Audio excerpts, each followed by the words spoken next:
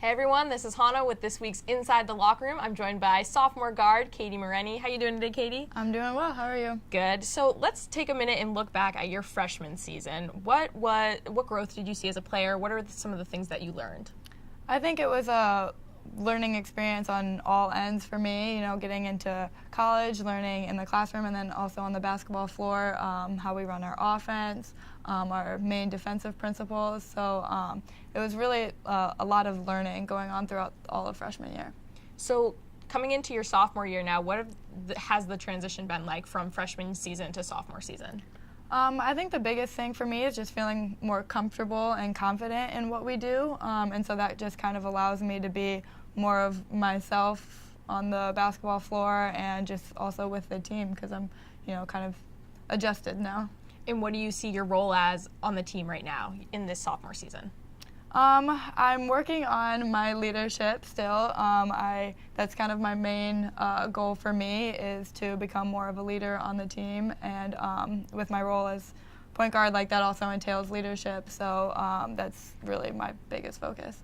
Definitely. And are you looking forward to playing more at the point and kind of adjusting into that role as next year, Marie is leaving, and so you're getting more minutes and you're getting more time in that position. So can you just talk a little bit about that? Yeah, for sure. And I know that will be even more important for me to really take the leadership role after, we have a big senior class that will be leaving, a lot of leaders that will be graduating. So I know I'll really have to take that role and accept it and do as much as I can with it.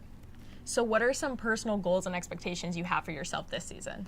I think one of them is definitely to continue to grow in the system now that I'm more comfortable and with everything that we do here, just continue to grow and improve on both offensive and defensive ends, and as I said, as a leader. Definitely. So now let's get to know you a little bit more as a person. I did some research, and your craziest ambition is to visit every single continent. So talk about that. You like traveling?